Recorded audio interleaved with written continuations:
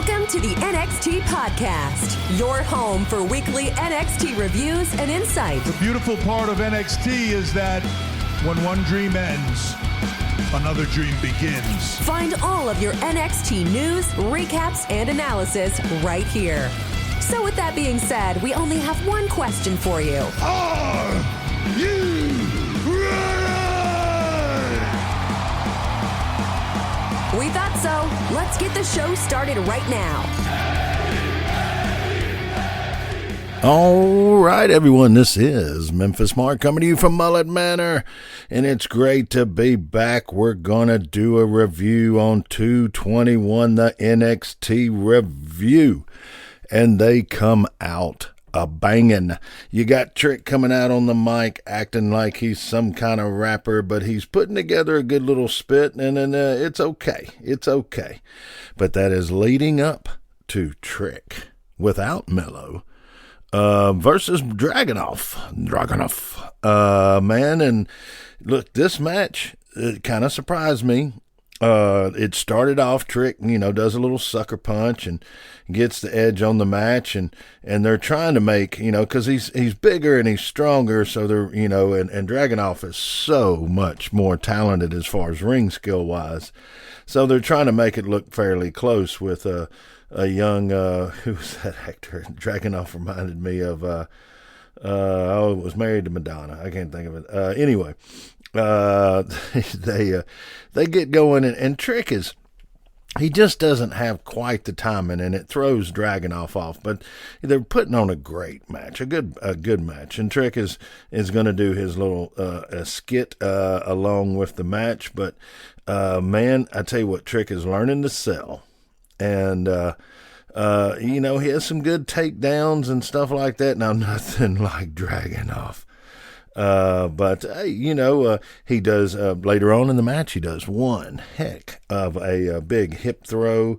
It's just, it throws a timing up. Whoa, JD, let's see. It looks like JD comes out, and it kind of throws everything off, because Dragunov jacked his eye up. His eye got messed up in a match, so, of course, that's the angle they're going to go with now. And he comes out, joins the commentary with Booker T and Vic, and, during that time, Trick gets a chance to do a couple swings, but that's when the timing is kind of off. It's like Dragunov has to slow down to help Trick out. Or maybe I'm wrong in that, but it just seems, and it throws the timing off. But the one thing about Trick is he seems to get better as the match goes on. It's like he adjusts to the guy. It just takes him a while because I don't think he's got as much ring time. And at one point in time, Dragunov is doing a little European version of Hands of Stone, Ronnie Garvin kind of, and it's a pretty good match, but as I said, Trick does better towards the end of the match. It's just strange the way that works, but it is what it is. And at one point in time, there's a Booker T spin-a-rooney through the ropes with a big clothesline that Dragunov delivers to Trick. And so, and you would thought that would have been the win. That's when I thought it was over, but it wasn't. They let some kickouts happen, and that's what I'm saying. That's where Trick kind of shined towards the end. Now, it ends up ending with this, what do they call it? Torpedo Moscato or whatever it was. But, the whole match changed. The attitude changed a little bit when Dragunov sees JD McDonough. So it should have been, I thought that was where maybe they were going to let Trick get his first win with a JD distraction. But no. They go ahead, and of course at the end of the match, they have to have the standoff after JD and Dragunov have to have these standoffs. So okay, and I tell you what surprised me after that they have a Jinder Mahal, the Mahal, modern day Mahal Raza. They go into a promo with him, and he cuts a great promo. I mean, he has a look, he has the voice at the time. It was a graded in a promo. It looked good. So, and then, of course, they've got to go into Valen and Katrina Books, talking about that. But Valen's there. Briggs is saying he's not going to get in the middle of it. It's the junior high school. I guess since they're so young, it's hard for me to judge that. But they're doing a little promo, and okay, all right.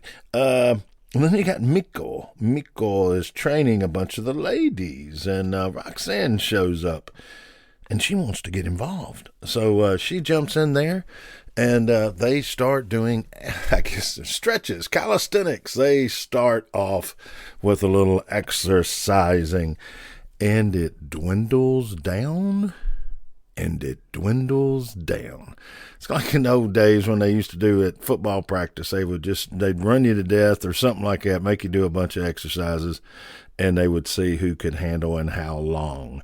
So that's the start of that one.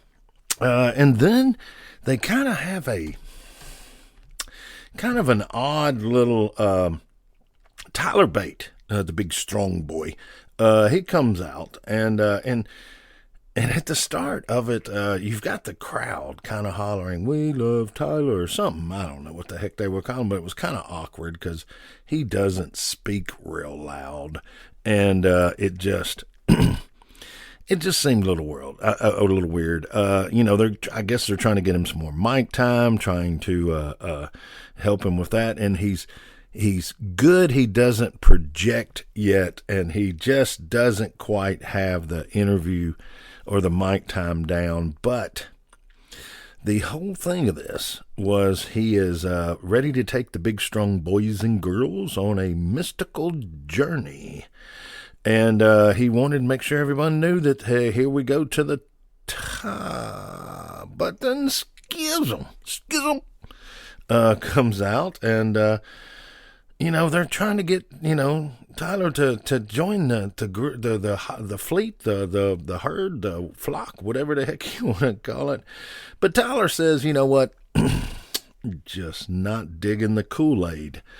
So you've got Schism surrounding the ring, and they give a little chance on the mic, and she's explaining that old 4 roots 1 tree, and about that time, they're getting ready to jump Tyler, and here comes Chase U, Duke and Chase, and they got Theo with them, but they come running out and they do the save, and that's they go to a commercial after that, and so you've got a match with Schism, and Chase U with Duke Hudson and Andre Chase, and Chase U comes out with a big start.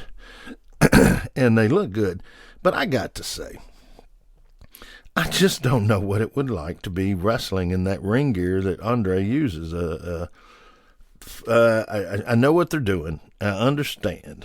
I got you on all that. But as far as working in that stuff, it seems awkward. He seems awkward at times. I guess the gear is worth the gimmick. I don't know. But they start off, Chase U does, with a big start. And Booker T, they're talking about how Thea is still freaked out. And Vic brings up Booker T and the Boogeyman. And Booker T goes on a rant for a while about how his wife is still freaking out on that. So pretty good. And as I said, Thea's all kind of still freaking out, and I gotta say, you've got Fowler and Reed, man, these guys, Dyad, are no joke. Reed really looks good. I'm not taking anything against Fowler, I'm just saying David Fowler, I believe it is, but Reed really looks good. I could see him getting a push. It's kind of like when you see some of these guys, and you can tell a tag team, you can tell, like with Montez Ford, you can just see a push coming. So this match is going back and forth. It's pretty good. Then they do some great moves. And of course, Duke's going to come in there and he's the big guy of this group. So you're going to have Chase taking a lot of the grunt of things. And look, man, I got to say it. I'm just going to go ahead and say it. I like Chase. I'm not picking on Andre Chase. I'm not at all. But his punches leave his body at 90 miles an hour and arrive at 4 ounces. I mean, I've never seen somebody like have such a soft looking punch. Just my opinion. It's just my opinion. And I'm sure the other guys working with him love it. It just looks a little funny on TV. But, these guys are going back and forth. Good match. At one point in time, you've got Ava coming over to kind of freak out Thea after a good match, And then, of course, Andre's got to go out and protect her, which leaves Duke, that tags right before then, to come over the top rope, have a couple moves. But with the distraction comes a double team. And with a double team, it becomes a win for Schism. You can't really... You can't really say this was a bad match. Now, they're setting up the turn with Duke and Andre because after the match, Duke's pissed and he's, blaming Chase, which it is. And he says, what is this, a university or a charity? And then he storms out of the ring. Hey, we got to set up on something on down the road. But then you've got Von Wagner and Mr. Stone, and they've got them in a locker room talking, and of course, what they're setting up, Mr. Stone's trying to figure out and then get in Von Wagner's head. But then Stax and Tony D come in, and they want a match, and Mr. Stone says, no, it's not time. And he respectfully declines, but then they do the egging on and say they didn't know they needed to get a permission slip and a few other little things. So, of course, it's the classic. They're going to egg him on, and he's going to take the match. Okay, and then you've got Drew Gulak and Charlie Dempsey. And, of course, they're talking about Hank Walker. And Drew's saying that he came to the NXT to find some big talent and to help train. I guess he's the guru. Haven't seen that guru so much, but, I mean, it is okay. But he says that that Hank is okay. He's just a nice guy. That's not what he needs. He wants somebody to tear ligaments and rip arms off and stuff. And he said that, when he thinks of that, he thinks of Charlie Dempsey. So, hey, I could see something coming. Look, Charlie is good. Charlie is great in ring. I didn't know he was that bad on the mic, but I guess he is. But we will see from there. We will see for sure.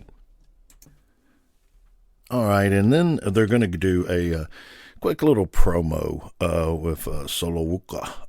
And, man, this girl has got the height. She's got the look.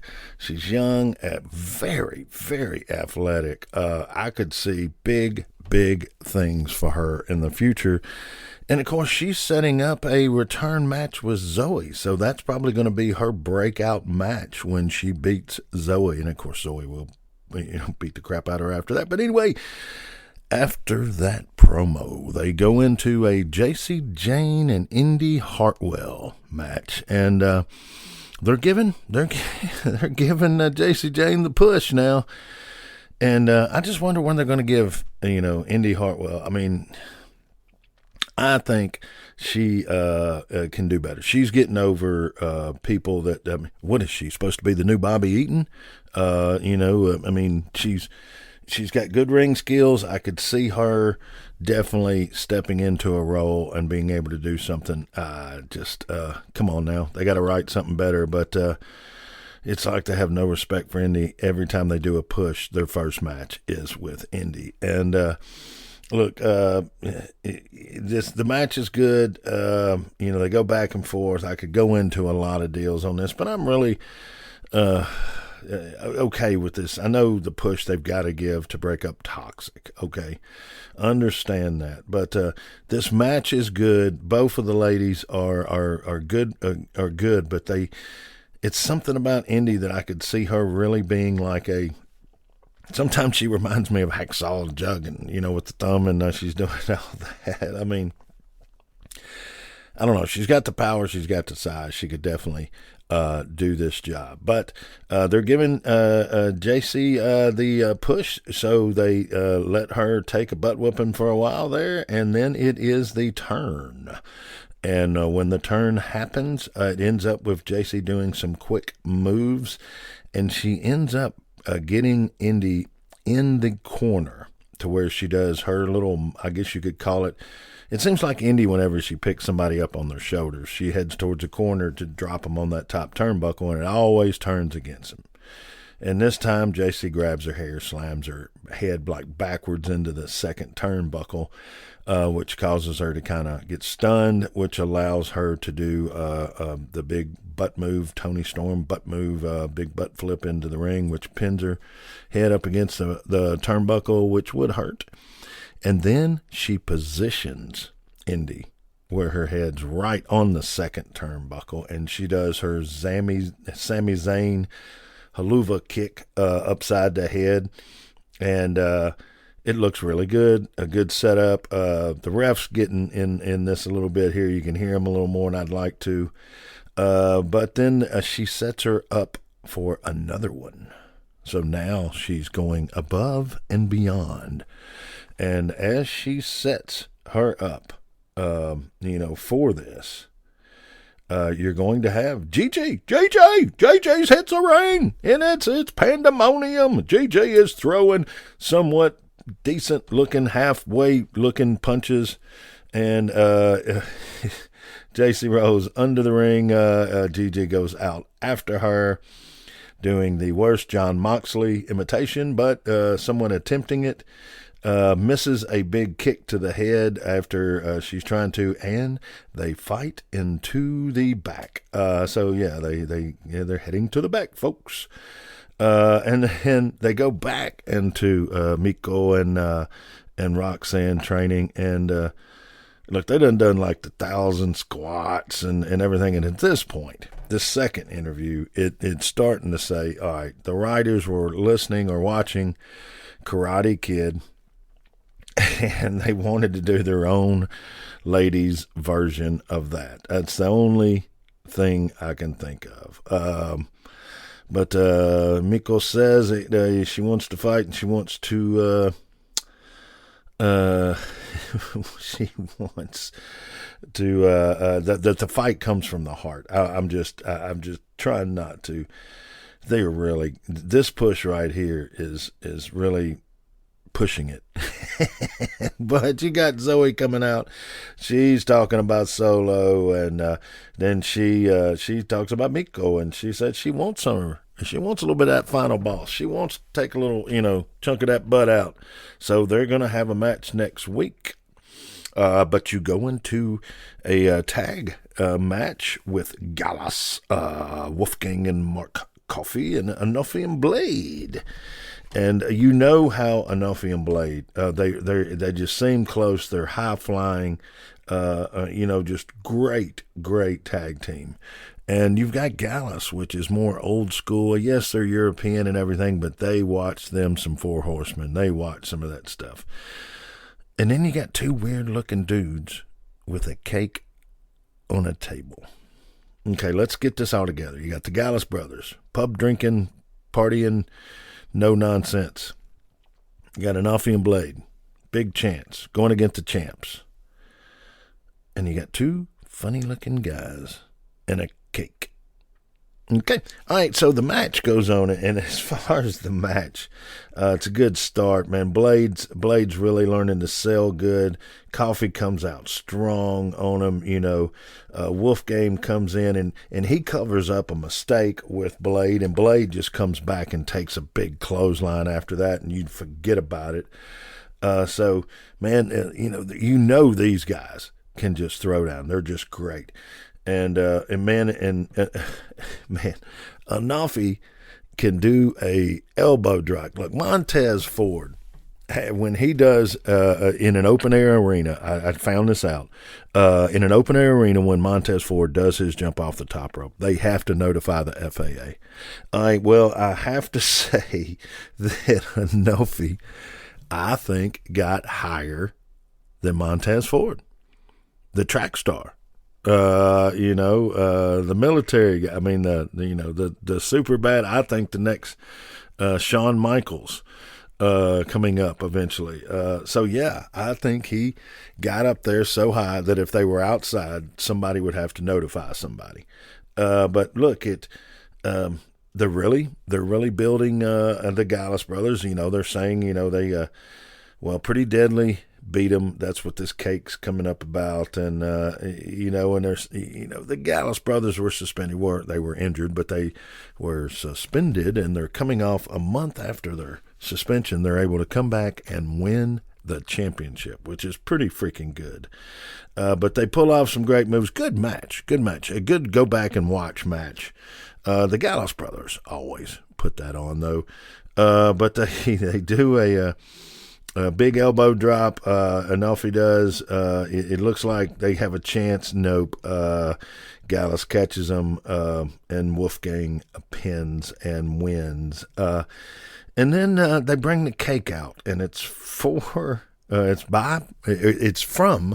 Pretty Deadly, and it's for the 1 year, 2 year anniversary, whatever it was, of them beating for the European titles, which causes the Gallus brothers to throw the cake bearers out, I guess you would say. And I think there was a gap in time. Somehow there was a mess up on the timing there, because they had to put the straps on and look in the camera, and then they got jumped by Pretty Deadly.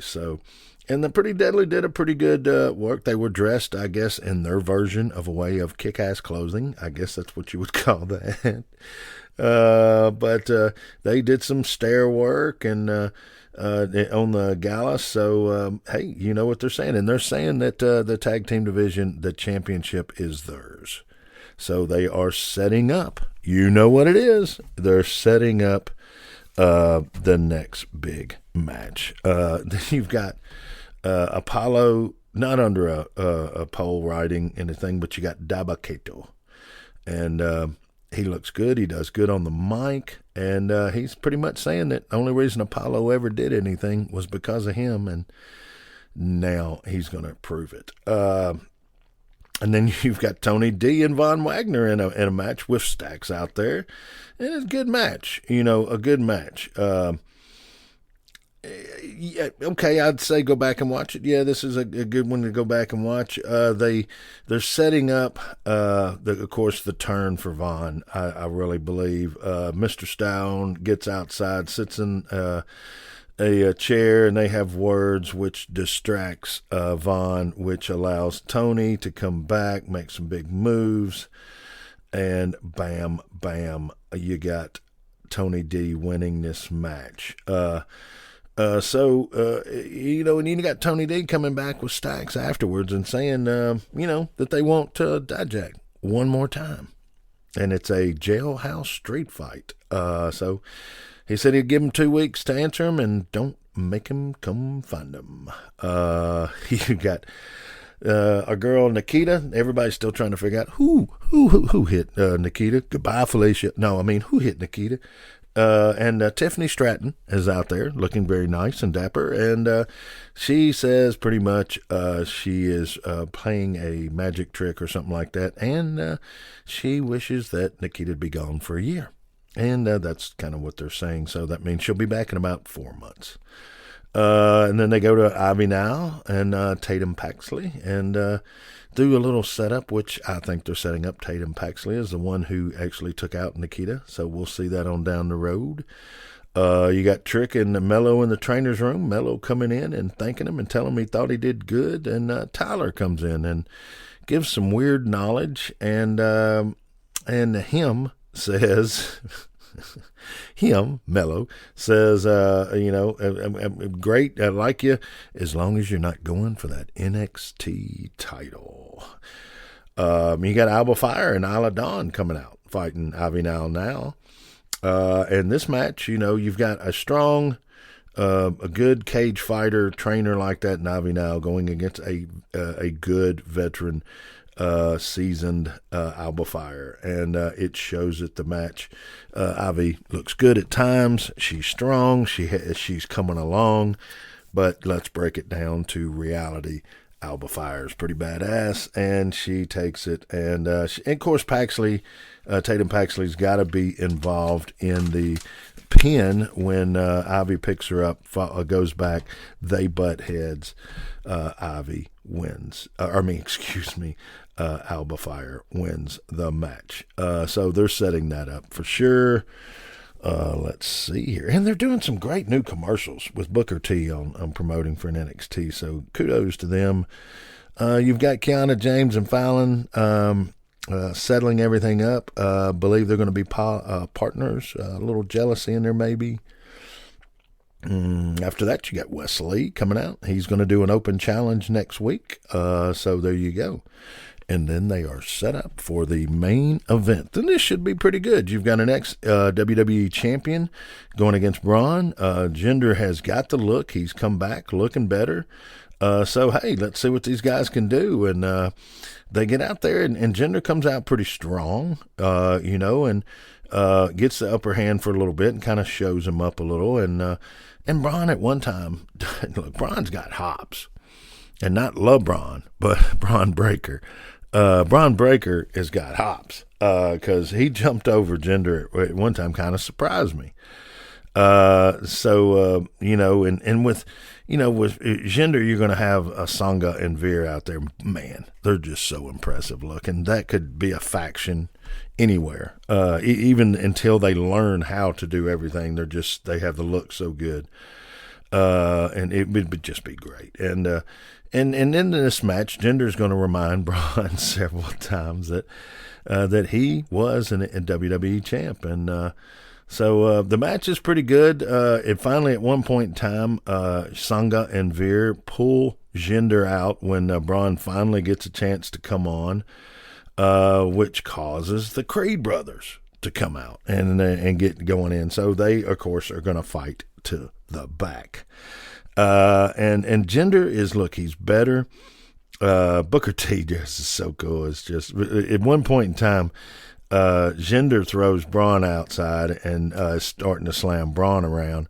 And Booker T is commentating while he's picking his journal up or his book up, his notes. He gets a soft drink and he's still talking. Just super, super cool. This is the one thing I did notice, though. And you got to consider, man, Jinder, you can say what you want to. I know a lot of people don't like him, but he had the title for about 5 months or so. Man, he beat RK, he beat Randy Orton. So for them to even let that happen, they had ambitions for him. And this match is pretty good until Bron has to start making his move. And this is what kind of surprised me. Now, he does his Frankensteiner. I'd say he gets about 30% of it. They're pulling through, but it seems like they have to slow down, Jinder did, to let Bron start his comeback. Like Jinder was going at when he was delivering the offense, he was going at one speed. And then when Bron goes to make his move, Jinder had to slow down. If you really watch it, it seems like when I don't know if Bron starts calling the match on the end and they have to slow down then, but they miss a move. Bron gets the upper hand, slams him. Jinder goes to get up, and then he delivers the weakest spear that you're going to see, and then of course he wins. Bron wins, and that was about as weak can get. I try to be positive. I say it like I see it, but this was weak. Worst Bron match I've seen. It was all right. Well, but what saved it? We have Mello coming out in the up in the balcony coming out. So they do the little look over, and then about that time, chaos starts in the truck and out in the sound truck in the production area. It's Grayson Waller. He said he wasn't allowed there tonight, and he was like, I'm here to take my spot. And he calls out HBK and wants him to be on the Waller effect in 2 weeks. Hey, are they building something here? Maybe so. I hope so. But look, that is the way it goes this week. So sorry I've been off there for a little bit there, but thanks for your patience, and I appreciate everybody and all the great emails and responses I got. All right, guys. As always, this is Memphis Mark, and spay and neuter, of course, always. Rescue when you can, but either way it goes, bros. I'm out. Thanks for listening to the WWE Podcast. Don't forget to subscribe on your favorite podcast app so you don't miss a show, or head to WWEpodcast.com. And for all of these shows ad-free, head over to patreon.com/WWE Podcast. Until then, we'll see you next time.